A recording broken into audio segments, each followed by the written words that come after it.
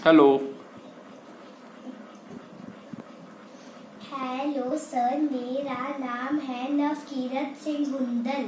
Okay, आपका school का क्या नाम है? मेरे स्कूल का नाम है Guru Nanak public school. Okay, आपकी फैमिली में कौन कौन है?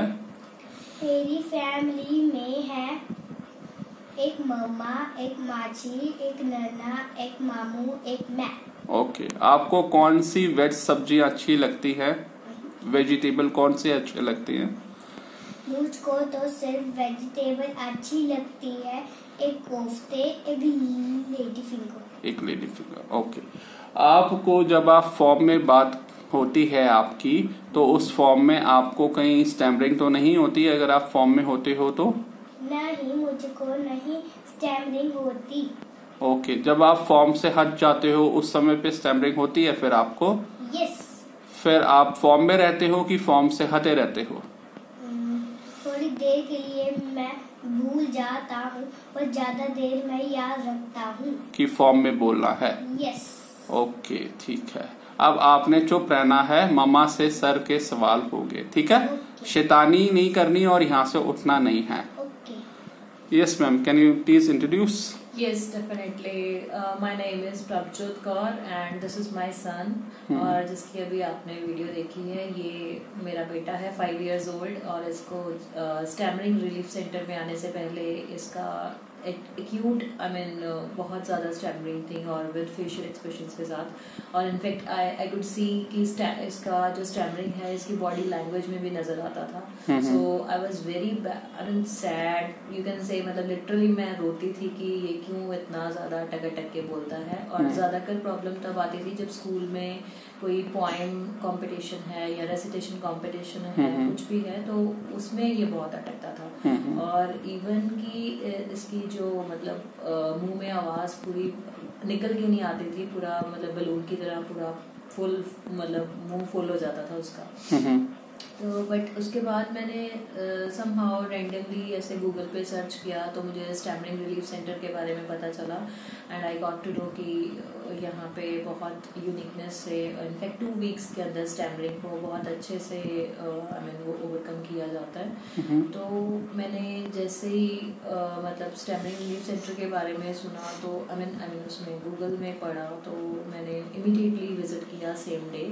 तो मैंने यहाँ पे आके देखा कि काफ़ी यूनिकनेस है कि मतलब बाकी स्पीच थेरेपिस्ट की तरह काफ़ी लंबा लंबा समय नहीं लगाया जाता पहली बात तो, क्योंकि अगर हम किसी और की, मैंने और भी कई ज़्यादा गूगल सर्च किए थे, कईयों के बारे में पढ़ा था, पूछा भी था कईयों से, तो स्पीच थेरेपिस्ट और जो है या नॉर्मल हम किसी नॉर्मल सिविल हॉस्पिटल में चले जाए वहाँ पे जो स्पीच थेरेपिस्ट होते हैं वो भी 5 to 6 months लेते हैं। तो मतलब लिटरली इतना टाइम जो है किसी भी वर्किंग के लिए, वर्किंग चाहे वर्किंग पेरेंट्स के लिए तो पॉसिबल नहीं है डेली लेकर जाना। बट मुझे यहाँ पे सबसे ज़्यादा मतलब जो अट्रैक्टिव पॉइंट यही लगा कि 2 weeks में स्टैमरिंग ठीक की जाती है। And I am very glad कि अभी आफ्टर 2 weeks मेरा बेटा वाकई ही उसकी स्टैमरिंग जो है वो रिकवर हो गई है, बिल्कुल अच्छे से बोल रहा है, तकरीबन 95% के अराउंड वो बहुत अच्छे से बोल रहा है। मतलब कुछ 1% लगता है कि कभी जब वो अपनी फॉर्म भूल जाता है तो उसमें लगता है, बट अदरवाइज फॉर्म में वो बहुत अच्छे से बोलता है, कभी भी अटकता नहीं है, इतना क्लैरिटी से बोलता है, चाहे कोई रेसिटेशन हो, कोई पोएम हो, कुछ उससे मतलब स्टोरी सुननी है आपने, वो बहुत क्लियरली मेंशन करता है, कुछ भी आप पूछोगे तो बहुत क्लियरली मेंशन करता है। So I am very very thankful to stammering relief centre to for such a kind service they have given to my child. Okay, ma'am, and one thing I wanted to know that uniqueness जो है इस centre की, the way of speaking, form, जब ये form में बोलता है तो आपको फॉर्म में जब ये इसकी बातचीत हो रही होती है तो ऐसा तो नहीं लगता कि वो कुछ अनयूजुअल अजीब सी आवाज है? It is just the normal sound of any other individual who is just speaking fine. It's very normal कि जैसा भी सर ने फॉर्म में सिखाया है बोलने के लिए, तो वो उसमें जब बच्चा बोलता है तो वो इतना डिफरेंट या यूनिकनेस उसमें अलग से नहीं नजर आता कि वो बिल्कुल मतलब आपको ऑड वन आउट साउंड करेगा बाकी सब में। बहुत नॉर्मल है, मतलब बच्चा अगर अडेप्ट कर लेता है तो बहुत अच्छे से वो फॉर्म में बोलता है और बिना रुके बोलता है, कोई उसमें स्टैमरिंग स्टटरिंग कुछ भी उसमें आपको मतलब नहीं सुनने को मिलती। ओके मैम, जब आप यहाँ पे आए थे तो आपने अभी अपने फीडबैक में बोला था कि आप बहुत उदास रहते थे और रोया करते थे इनफैक्ट। तो आपको उस समय पे वो वीडियोस देखने के बाद में, जब आपने मेरे बारे में सर्च किया, यूट्यूब पे वीडियोस देखी, तब आपको लगता था कि your own child will be able to work so hard with it and be able to survive and will be able be out of it in 2 weeks, और वो सब कोप अप हो जाएगा? कैसे वो सिखाएंगे, कैसा होगा, वो अनजान है इसके लिए। तो क्या सवाल कुछ होते थे आपके उस समय? Yes, exactly. फ्रैंकली स्पीकिंग मेरे दिमाग में काफी सारे पहले तो यही सवाल थे कि अगर बाकी सारे स्पीच थेरेपिस्ट 5 to 6 months लेते हैं तो हाउ, मतलब ये स्टैमरिंग रिलीफ सेंटर कैसे 2 वीक्स में ठीक करेगा, मतलब what would be the procedure, या कैसे किस तरीके से होगा। ये सबसे एक बड़ा क्वेश्चन था मेरे दिमाग में कि अगर बाकी इतना टाइम लेते हैं तो 2 वीक्स में कैसे होगा। क्योंकि मैंने बहुत सारी वीडियोस, जैसे मैंने पहले बताया, गूगल सर्च तो किया था, यूट्यूब पे भी बहुत सारे स्पीच थेरेपिस्ट की वीडियोस देखी थी, और ज्यादातर लिटरली सबका यही कहना था कि इसमें मतलब मिनिमम 4 to लेके 6 months तक लग जाते हैं, और डेली बच्चे को लेके जाना पड़ता है। और that was very difficult for me being a working lady, तो उसके लिए मुझे ये बहुत डिफिकल्ट था। बट यस, ऑफ कोर्स ये 2 वीक्स मेरे लिए काफी अट्रैक्टिव था, और मुझे ये नहीं लगा था कि सच्ची में 2 वीक्स में मेरा बच्चा मतलब इतने अच्छे से बोलने लगेगा विदाउट एनी स्टैमरिंग। ओके। और जो इसके फीडबैक से स्कूल में कोर्स ज्वाइन करने से before and after enrolling for this 2 weeks course, वो कैसे फीडबैक आया से स्कूल से? Even teachers are very happy कि ये बच्चा पहले जब उसका पॉइंट रेसिटेशन कंपटीशन स्कूल में हुआ करता था, एंड लिटरली स्कूल में जो है वो प्रॉपर माइक हाथ में पकड़ा के छोटे छोटे बच्चों को करवाते हैं सो दैट कि बच्चे का कॉन्फिडेंस बिल्डअप हो। तो तब जो इसकी पिछली वीडियोस मेरे पास स्कूल से आई थी उसमें लिटरली ये काफी अटक रहा था, मतलब आवाज मुंह से निकल नहीं पाती थी, फर्स्ट वर्ड पे ही अट जाता था।